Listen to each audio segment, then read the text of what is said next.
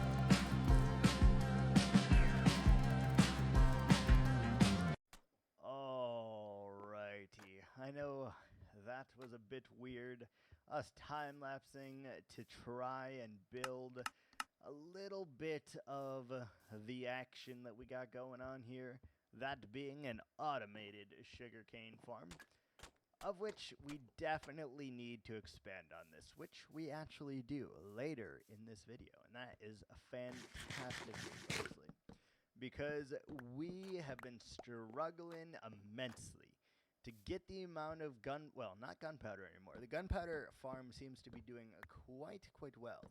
However, we are severely lacking in the cane department, and I aim to fix that. I think in this particular build that we're doing, I think we're still going to have a few more farms that are being built. One of which comes in today, our new iron golem farm that will be just a trinkling iron every so often, which satisfies all of my current iron needs, and that is a wonderful feeling, truly.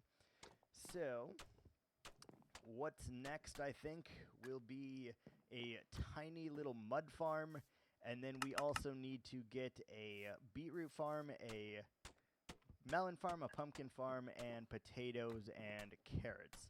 And I think those are really all the farms that we are going to need in here. Oh, I forgot. We actually need a moss farm to go with that as well. So we're going to do a little bit more editing magic, and once we return, we'll see what's going on. Alright, welcome back. I bet you guys did not freaking expect to see me quite so soon, but here we are again. See, in my inventory right there, we just tinged over and got that 1 XP point that knocked us into level 35 right on the nose. I think it's from a skeleton or a zombie that burned there in the daylight. Oh yeah.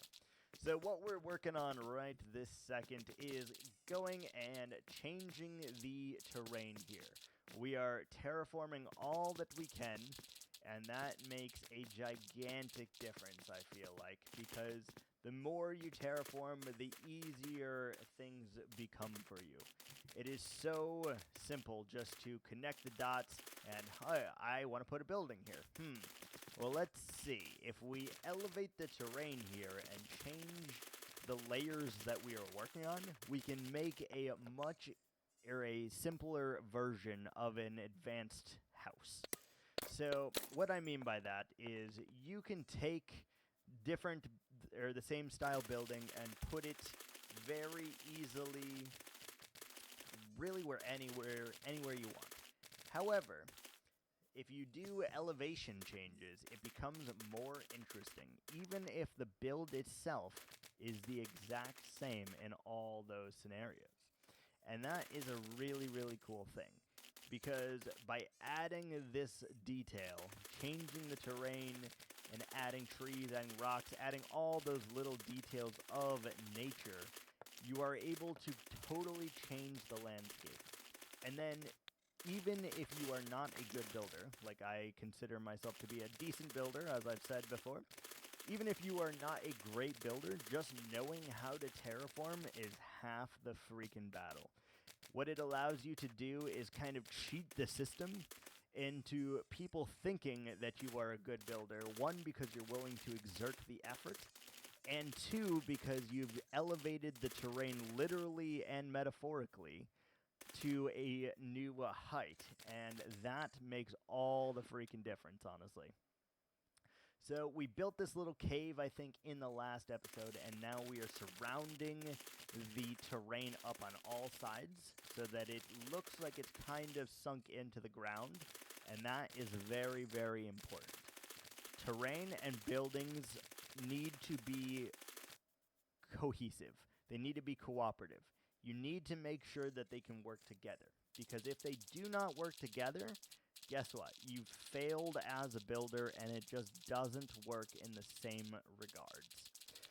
So, what we try to do is just get a blank slate with all of the dirt. We do flattening, we do raising of terrain, we put little hills, and by doing all of these little tiny cheat codes, we are able to take something and make it far greater than it actually is.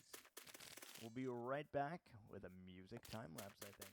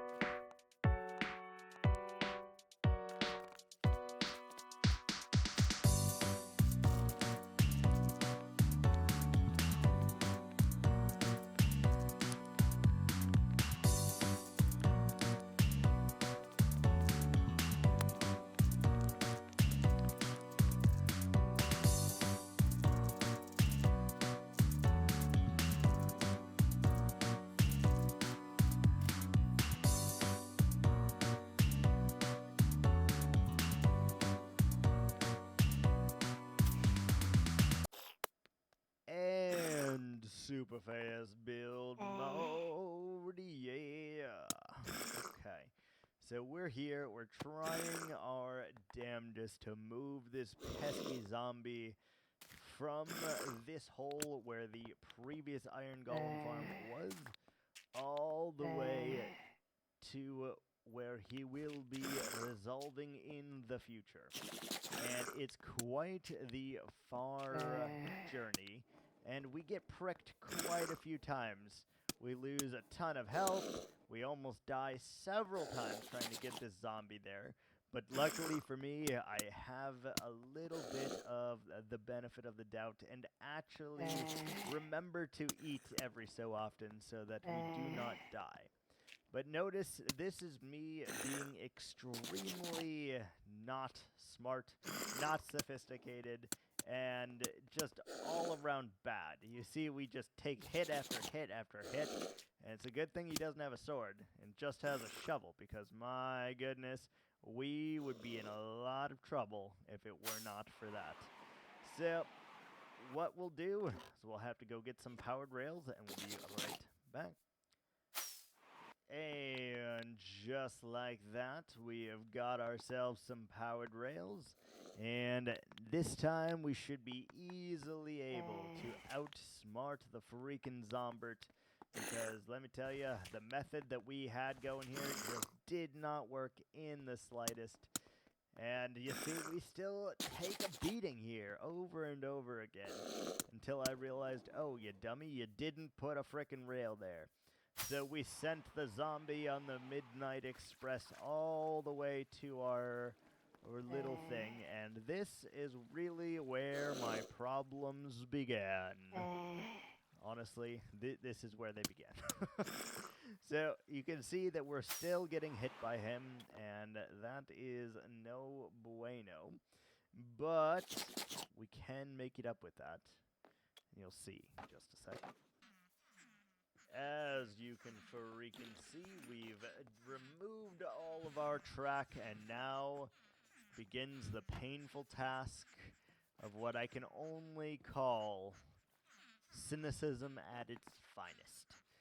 Here we are trying to escort some villagers in, but if you are watching carefully, you will already know the outcome for these poor villagers. You'll know. And let me tell you, it's pretty stupid on my part, but it took me a long time to realize that. And you'll see just what I mean in a hot second with that right now.